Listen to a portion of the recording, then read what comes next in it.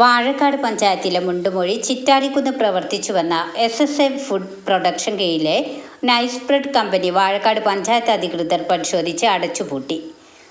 Licence health card ഇല്ലാത്ത പ്രവർത്തിച്ച unit date കഴിഞ്ഞ കേടായി തിരിച്ചെത്തുന്ന സാധനം വീണ്ടും പുനർനിർമ്മിക്കുന്നതും പൊടിച്ച് തരികളാക്കി മറ്റു ഉൽപ്പന്നങ്ങളാക്കി മാറ്റുന്നതും ശ്രദ്ധയിൽപ്പെട്ടതോടെയാണ് സ്ഥാപനം അടച്ചുപൂട്ടിയത്.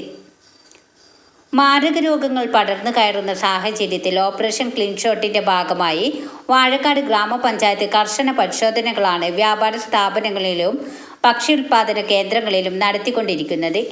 എടവണ്ണപ്പാറ, വാഴക്കാട്, ആക്കോട്, മുണ്ടുമൊഴി തുടങ്ങി എല്ലാ വ്യാപാര സ്ഥാപനങ്ങളിലും കർശന പരിശോധനയാണ് നടന്നുകൊണ്ടിരിക്കുന്നത്. ഇന്നു നടത്തിയ പരിശോധനയിലാണ് ആരെയും ഞെട്ടിക്കുന്ന ഗുരുതരമായ പ്രവർത്തികൾ ചെയ്ത മുണ്ടുമൊഴിയിലെ SSA നൈസ് വൈറ്റ് ബ്രെഡിന്റെ കട അടച്ചുപൂട്ടിയത്. നിർമ്മാണ യൂണിറ്റിന്റെ കോടിക്കൂടിൽ മുകൾ ഭാഗത്തായി വിൽക്കാനാവാതെ തിരിച്ചു വന്ന കേടായ ബ്രെഡുകൾ വീണ്ടും വേർതിരിക്കുകയും പൊടിച്ച് അരിപ്പ ഉപയോഗിച്ച് വീണ്ടും ചാക്കിലാക്കുന്ന കാഴ്ചകളാണ് കണ്ടെത്തിയത്. അതോടൊപ്പം എക്സ്പയറിയായി തിരിച്ചു വന്ന സാധനങ്ങൾ വീണ്ടും ചൂടാക്കി മറ്റു ഉൽപ്പന്നങ്ങളാക്കുന്നതും പരിശോധനയിൽ കണ്ടെത്തി. കട അടച്ചുപൂട്ടാനും ഉടമകൾക്ക് ഫൈൻ കെട്ടാനും തീരുമാനമായി.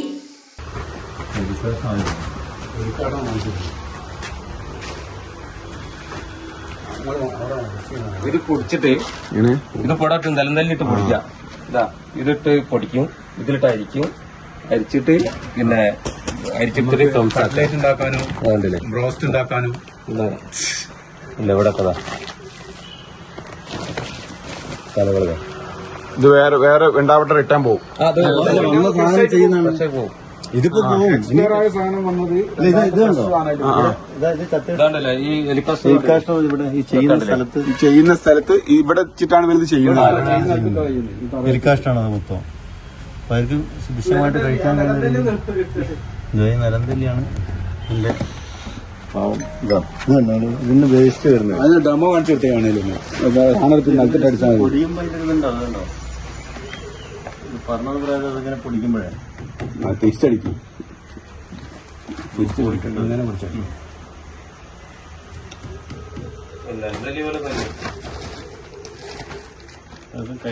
ഇത് കഴിഞ്ഞ അത് ഒഴിവാക്കിയതാ, വേസ്റ്റ് ആയത്.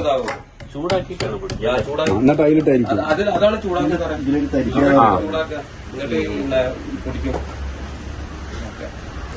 ഇങ്ങനെ വന്നു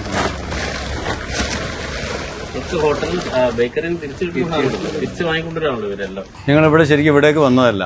ശരിക്കും പറയുകയാണെങ്കിൽ ബ്രെഡ് കാര്യങ്ങളൊക്കെ പോകുന്ന സ്ഥലത്ത് പല സ്ഥലത്തും പാക്കറ്റ് ഡേറ്റിനും അതുപോലെ മാനുഫാക്ചറിങ് ഡേറ്റ് ഇല്ലാതെ വന്നു.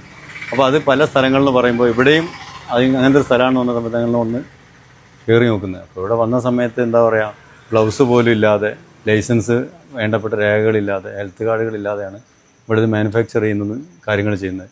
പിന്നിൽ പോയി നോക്കുമ്പോൾ അതേപോലെ തന്നെ എന്ന് പറയുകയാണെങ്കിൽ മൊത്തത്തിൽ വൃത്തിഹീനമായിട്ടുള്ളൊരു അവസ്ഥയിലാണ് ഇതിൻ്റെ പിൻഭാഗം കാണുന്നത്. ഒരു ഭക്ഷ്യവസ്തുക്കൾ ഈ സൂക്ഷിക്കേണ്ടതും നിർമ്മാണം നടത്തുന്ന രീതിക്ക് വേണ്ടിയുള്ള ഒരു കാര്യങ്ങളും ഇവിടെ പാലിക്കുന്നില്ല. പിന്നെ വന്ന കാര്യങ്ങളുടെ വേസ്റ്റ് തിരിച്ചു വന്ന ഗോഡൗണിന് ഡേറ്റ് കഴിഞ്ഞിട്ടുള്ള സാധനങ്ങൾ ഇതിൻ്റെ അകത്ത് തന്നെ സാധനങ്ങളുടെ കൂടെ കാണുന്നു. അതുപോലെ തന്നെ ഇപ്പോൾ ഓവനിൽ കയറ്റാനിരിക്കുന്ന സാധനങ്ങളിൽ ഓൾറെഡി പൂപ്പിലുള്ള സാധനങ്ങളും ട്രെയിൻ്റെ അകത്ത് കാണുന്നു. വന്ന സാധനങ്ങൾ വീണ്ടും ട്രെയിൽ കാണുന്നു.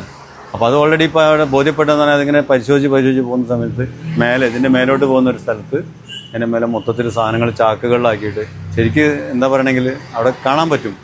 നിങ്ങൾ അവിടെയൊക്കെ കണ്ടിട്ടുണ്ടല്ലോ. അത് നിലന്തല്ലി കൊണ്ട് അടിച്ചിട്ട് നിലത്തിട്ടിട്ട് അടിച്ചുകൊണ്ടാണ് ചാക്കിൻ്റെ അകത്തിട്ട് അടിച്ചിട്ടാണ് ഈ സാധനങ്ങൾ ചെയ്യുന്നത്.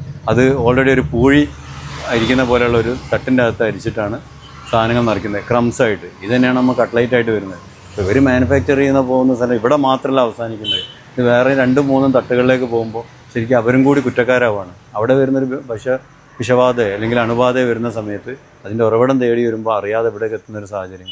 പിന്നെന്ന് പറഞ്ഞെങ്കിൽ അവിടെ മാലിന്യം ഉണ്ട് എന്നതിന് ഉപരി ഈ ഫുഡും കാര്യങ്ങളൊക്കെ തല്ലുന്ന സ്ഥലത്തൊക്കെ തന്നെ എലീൻ്റെ കാഷ്ടങ്ങളും അതേപോലെ തന്നെ എന്താ പറയുക കൂറ, പാറ്റ, ഉറുമ്പുകൾ, ഇങ്ങനത്തെ സാധനങ്ങളുണ്ട്.